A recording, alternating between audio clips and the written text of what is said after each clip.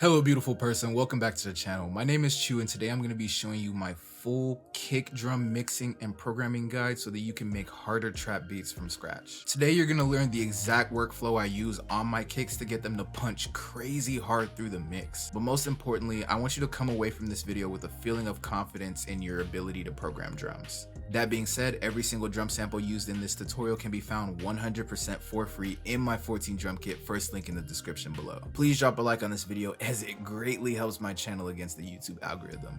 And as you do, I wish you a wonderful learning experience. God bless you and enjoy.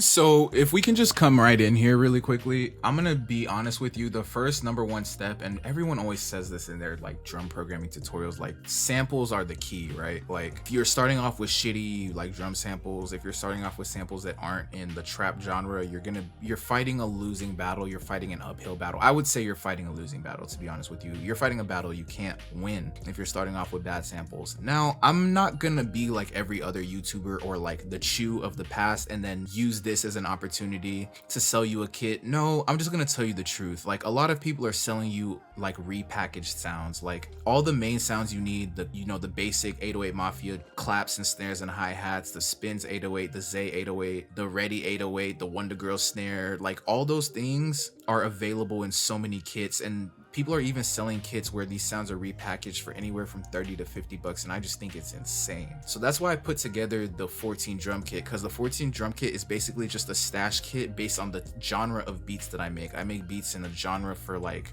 you know, in the type of vibe of Wonder Girl, Travis Scott, 808 Mafia, Southside, Logic, inspired by Down South Houston and ASAP Rocky as well. So the 14 drum kit is just a stash kit compiled of all those sounds, and that includes things like the Zay 808, that includes funk sounds for making beats like ASAP Rocky, that includes, you know, the Ready 808 for making beats like Wonder Girl. It's all in there because I don't feel like repackaging those sounds and selling them to producers who are just trying to get better.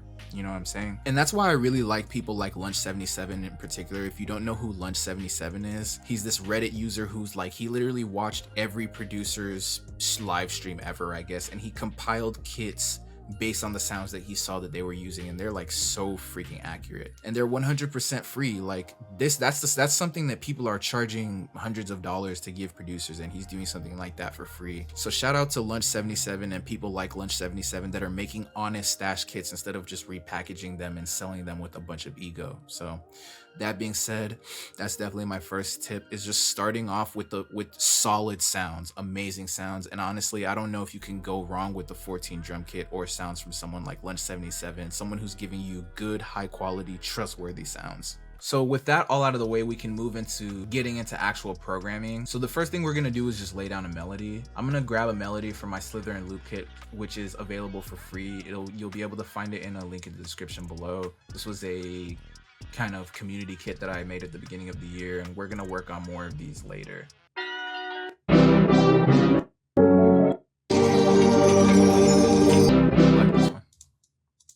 This is one of my favorite in the entire pack, I'm not gonna lie. Fortune of God snapped on this.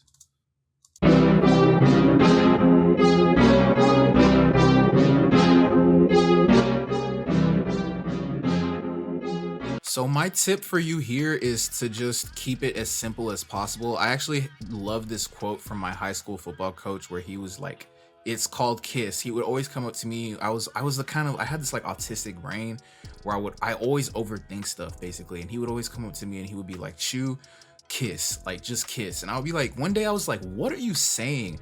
And he was like, kiss, keep it simple, stupid. And I was like, are you calling me stupid? But you know, I got a little older, like maybe 2 weeks later, and it's finally started to click to me like what he was saying. He actually pulled me aside basically. He was like, look kid, I wasn't trying to call you stupid. I was trying to say that like you're very talented, but your brain can be your worst enemy sometimes. So you want to just, and that's something I've taken to just start applying to like every aspect of my life, especially beat making. I always KISS method with my beat making. So it's very simple. I'm going to show you exactly how I do this. So I'll get my drum like patterns ready and stuff, and then I'm just going to drag the sample into tunebat.com to find the key. This is a super simple website. You go to key finder, BPM finder, and then I'm going to find the sample in my kits, and we opened up the Zeus sample. boom. It tells us that it's 153 F minor. It's actually 154, but that's it. That's the first time I've ever seen it wrong, actually. So, but yeah, F minor, that seems like it's pretty accurate. So then we can just move on. Now that we know that, you want to make sure your 808 is always rooted to the note of C so that it's going to match that key that you just found. So you know that if it's an F, you can put that 808 on F or in the key of F and it's going to work. And the way you need to make sure that you do that is open up your 808 in the channel rack, right? Open up the sampler settings by double clicking the sample.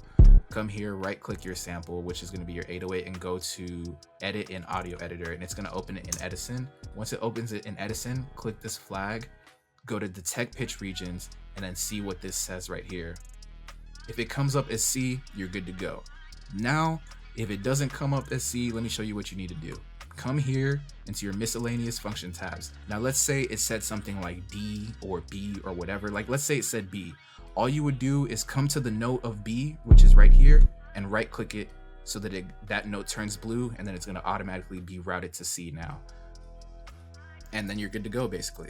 That's it. So if I could just show you an example really quick, honestly, with a different 808 before we, continue any further.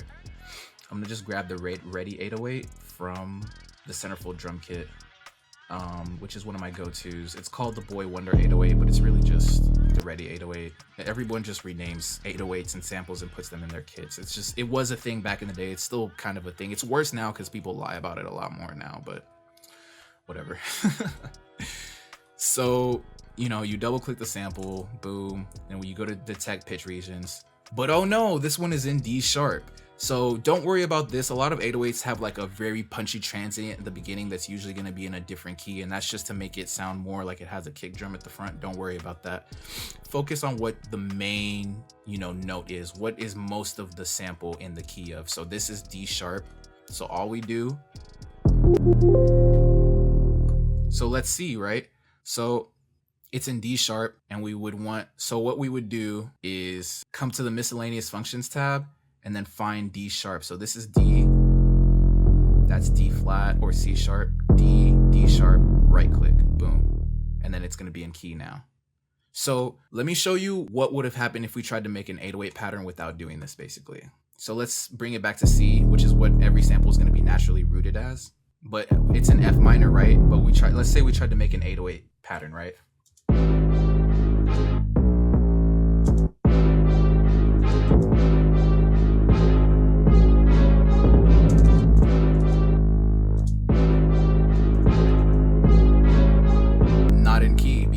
It's on the note of F, but our 808 is not in key, and that's why you have to do that. That's why that's important. So boom, we right click, root it to D sharp. Let's see what happens.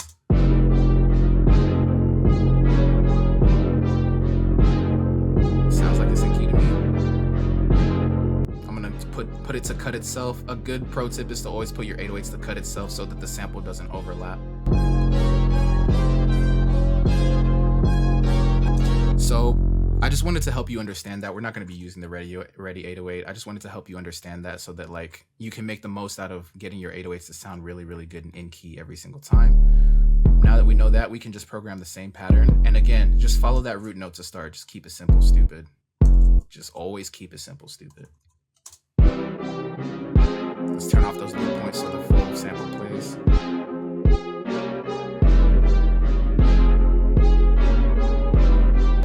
I can still follow that root note, and I might just toss in some octaves. It's still the root note. We're just using a higher F now, and I might even go lower. It's still the root note though. You can do so much with just the root note.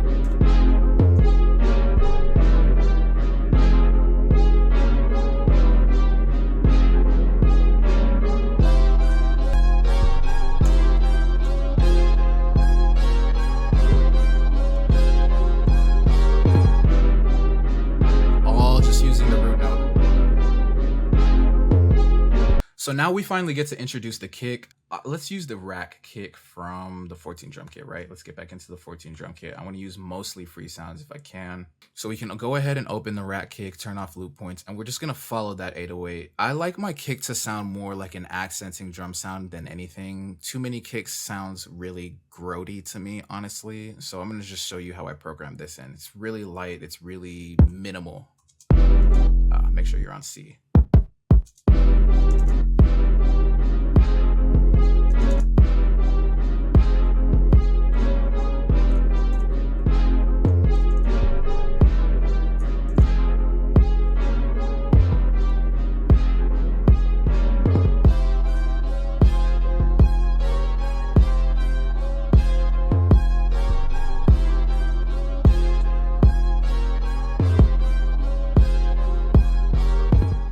follow the 808. Keep it simple, stupid. You're gonna hear me say it a lot, man. It's already going crazy. So now I'm just gonna add some more trap drums for context. I'm just gonna add a snare, a clap, an open hat, and maybe a couple of accent perks.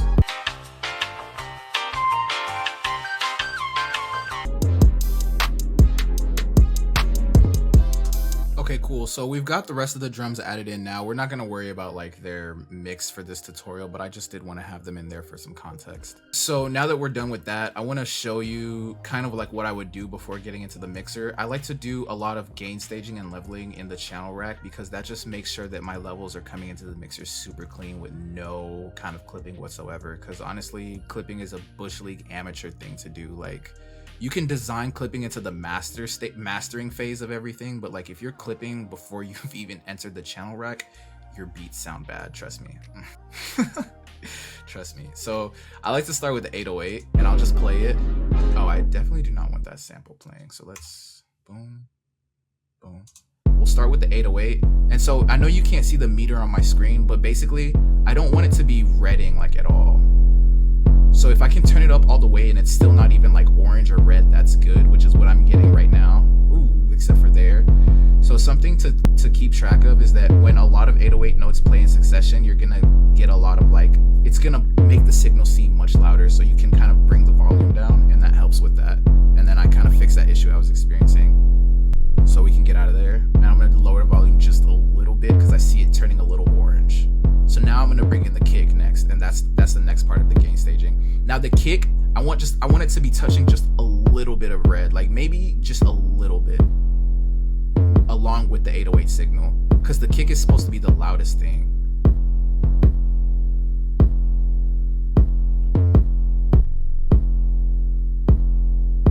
Not even red though, like orange, like really orange. I don't want any red. And then I'm gonna bring that 808 a little bit lower, honestly. Mixing at these lower volumes is how you get stuff to smack, trust me. Don't start loud. That's such a shitty myth. That's such a shitty myth. Do not start loud. Yeah, you want a lot of headroom in your beat before you've even entered the mixer, man. Loudness comes in the mastering process. Now that we've got everything in the mixer, what I like to do is bring the levels down even lower. And this is because we're about to make a drum bus. And that's going to double the signal of all the drums. So it's going to make it like louder again, basically. You know, I've talked about this in my last few tutorials. If you want a better tutorial on this, just look up signal flow, audio signal flow. And then you can look up a tutorial specifically for signal flow in FL Studio. But basically, I'm just routing everything to this track that I'm going to make as the drum bus right now. And then I'm unrouting everything from the mixer so that this becomes like unrouting everything from the master so that this becomes a sub master that routes into the master just for all the drums. It's like a mini master before you get to the master, if that makes any sense to you. But the reason this is good is because now if we turn this off, all of our drums should turn off, and that's what we want. That's very good.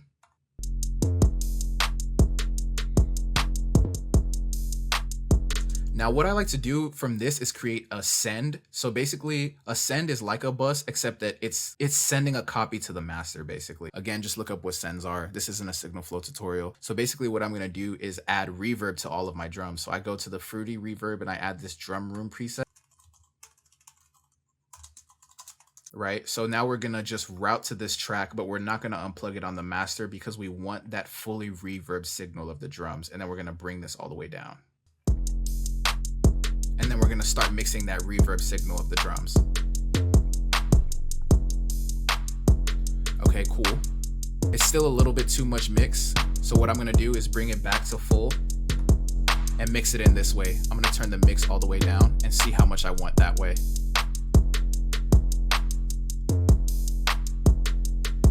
That's a good amount. Now I'm gonna bring this knob back down and mix it in again.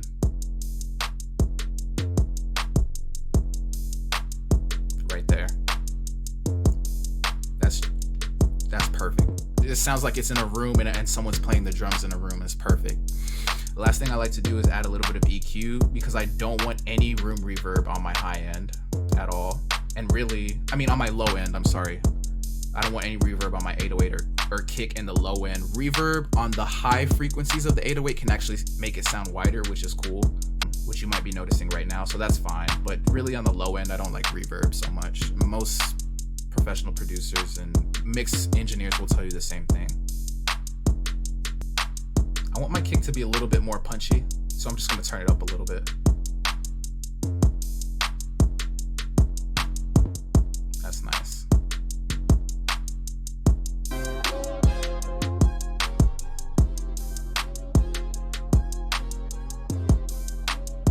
Okay, so the very last thing I want to show you about how to, in this kind of step of creating audio buses and audio sense to get your drums to really smack harder and to get that kick and 808 relationship really good, is to create a separate send for distortion on your 808 or your sub bass. And basically this is where we're getting into parallel compression. Look up a tutorial on parallel compression, because this isn't a tutorial on parallel compression. This is more so just to show you the techniques that I actually use and then to just walk you through it. So I'm going to show you this, but if it's confusing, please just look up a tutorial on parallel compression, because it's really actually not that hard. So again, we're just doing something very similar to what we've been doing. We're going to go to the 808 and then we're going to do a send. So we're going to route to this track and we're going to call this track our 808 distortion parallel compression, right?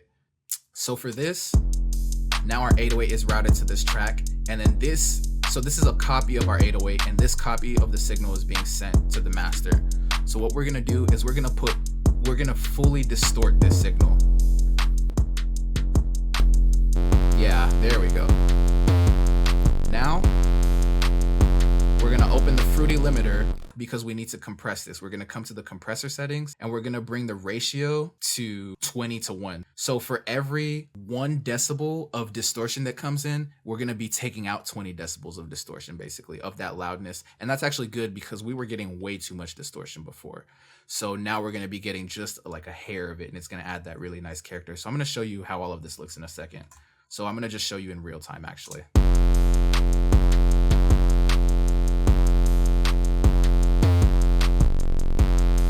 See, nothing's happening yet because I haven't done anything to the ratio. So now I start increasing the ratio and it's increasing the amount that it's cutting out. So I want it to cut out a lot. Even more threshold. Now, what you do is just turn it off, bring it all the way down, and then start mixing it back into your signal until you get just that right amount.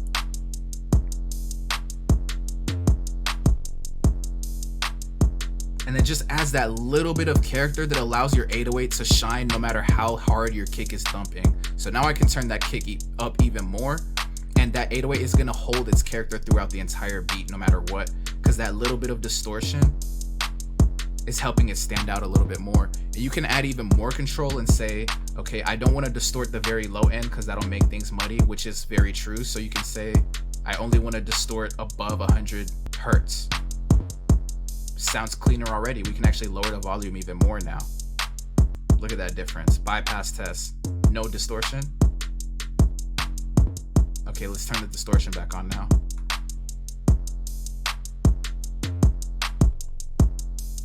Crazy.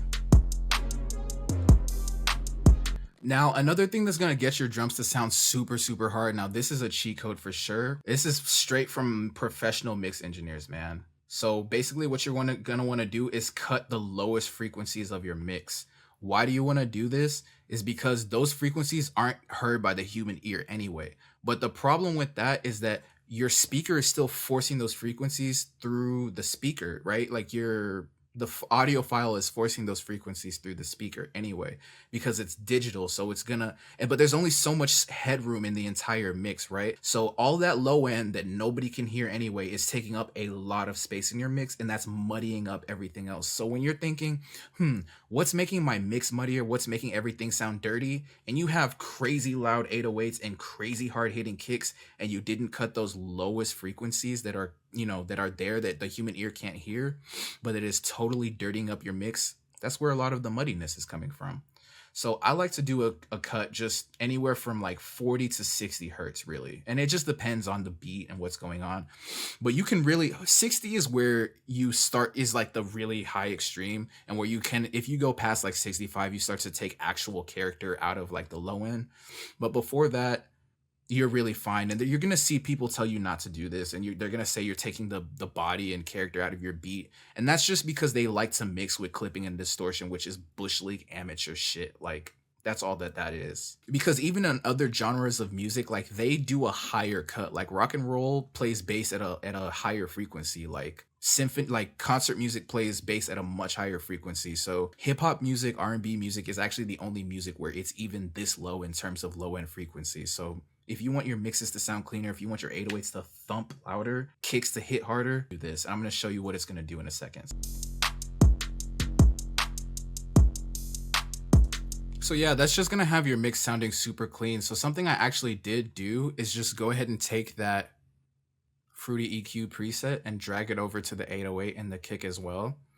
And what I noticed for the 808 especially is that since we were doing a send to this distortion, it made the distortion sound so much cleaner on this parallel compression fader. I really like that. I like the punch on it now a lot more.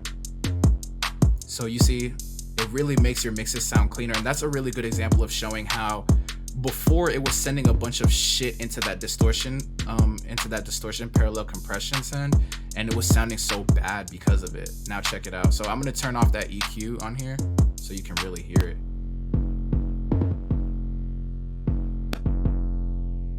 See how much wider and just like not tight that sounds?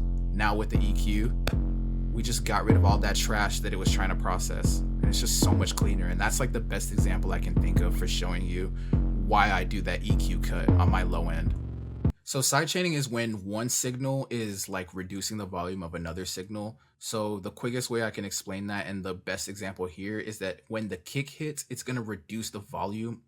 It's going to reduce the volume of the 808 just a little bit, just at the beginning. And the reason I do that is to get everything to sit really well, much better, because again, we're talking about the same concept throughout this entire tutorial, right? When the kick and the 808 are hitting at the same time, they're fighting. They're hitting in damn near the same frequency in a lot of places, right? So they're fighting to try to come out of the speaker at the same time. It's like, no, I want to come out. No, I want to come out. And they both come out sounding like shit instead. So something that sidechaining allows you to do is it just says like, okay, the kick is going to get this much time here. And then when the kick is done playing, then the 808 has the rest of the time to shine. So it's kind of like if you're listening to music in the car and then like the volume comes on really loud for a second and then you turn the volume down really quickly to like in a reaction to that. That's kind of like what sidechaining is doing, right? The big signal comes in from the 808 and then the kick is like, oh, turn that shit down real quick. And then, you know, the sidechaining stops and then the 808 gets to shine for the rest of the time that the signal is playing. Super wonky explanation, I know, so I'm just going to go ahead and show you right now, right? So if I wanted to sidechain this kick to say the 808, right? I would just go to this kick signal in the mixer. And then I would go to here. I know you can't see it, but you go to the same place where you're doing the buses and the sends to route stuff to the track. And then make sure your kick is still selected. Right click that little arrow and then click sidechain to this track, right? And it might have lowered the... So then you're going to go to your 808 and you're going to open a limiter and you're going to go to compression. And then you're going to go to this sidechain and you're going to right click it and click your kick signal. Make sure that it's sidechain to your kick signal, and that's the way you make sure that that's like an actual thing that's happening. Adjust your ratio to 2. Don't ask me why, just do it. And then what you want to do is just start bringing down this threshold. And then there's your sidechaining happening now. So every time that kick hits, you can hear. And if you turn your threshold all the way down, boom. Now it's cutting out the whole signal damn near. Now attack just controls how fast it comes in. So the more attack you have, the longer it's gonna take for it to come in. So you see how now it's letting the 808 play a little bit at the beginning and then it's sidechaining. Turn the attack down to say 4 milliseconds. It's gonna happen faster as opposed to 20 milliseconds or 100 milliseconds where it takes much longer for the effect to come in. So typically I like to have my sidechaining happening pretty fast. So like right at the beginning, maybe just like 4 milliseconds. That's really, really fast. Release is how long it takes for that effect to let go. Now, a pro tip for release in basically anything is basically just set it to your tempo. So basically the way you do that is you just take however many milliseconds are in a minute. So that's 60,000 milliseconds in a minute. And then you divide your tempo by that amount. So like, I don't know what that is actually. So I'm just going to go to Google real quick and I'm going to do 60,000. That gives us 389, that's going to be like the perfect release for it to release and sound like it's releasing on a 4th beat. Now, if we want it to sound like it's releasing on a 16th beat, which is actually really helpful for trap music since it's going so fast, what you want to do is then just take this whole number and divide it by 4 again. 97.4 is the release that you want to use. So we're just going to go 94.7. And let's see. I mean, what's it, 97.4, right? 97.4. Right, and that just sounds so much cleaner and tighter now. As opposed to when it was like damn near 200. You see the difference?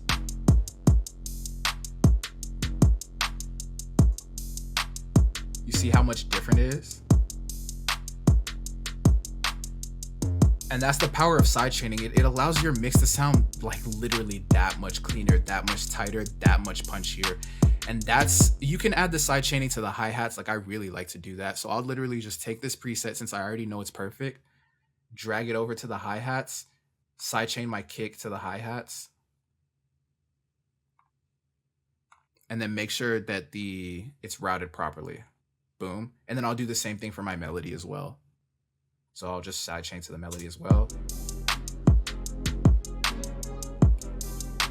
And then if you don't want it to like you see how it's sidechaining so hard on the melody, just reduce the mix right here. So now it's only doing it, you know, how much percent? 77%. Punch. Like, let me show you what I mean by don't make it loud until you're done mastering, until you're done mixing and you get into the mastering. Because now we can just throw a clipper on here and then just turn up the gain. And it's punching super fucking hard. And it's not, but it doesn't sound bad. And the melody's not even mixed, bro. The melody's not even mixed. And that's gonna sound good coming out of any speaker, We could even bring that kick volume down a little bit because it's punching no matter what. That is like my no bullshit approach for getting my drums to smack super hard. So I really hope you were able to learn something from that workflow, because I actually had a lot of fun just getting to finally show you like my actual techniques for getting these drum bounces to go crazy the way I do. I feel like it's something you've been asking me to show you for a long time. So other than that, I feel like I've showed you a lot. So I'm gonna let you just go practice everything, and then just let me know down below in the comment section if you need any help or if you had any questions about these topics, because I know I be rushing through stuff. It's just I want to have the opportunity to show you everything so that you have an opportunity to just go practice on my techniques and then come back and ask me questions, because I'm always learning. So I like having the opportunity to let you learn from what I'm learning, and then we can bounce ideas off of each other honestly in the comment section. And that's how I keep making these videos, and that's how I keep getting better. Other than that, I really hope you got something dope out of this. Please drop a like on this video. It greatly helps with the YouTube algorithm. Stay happy, stay healthy, and always be creating. Just make sure it's dope content only. I love you, and I'll see you soon. Peace.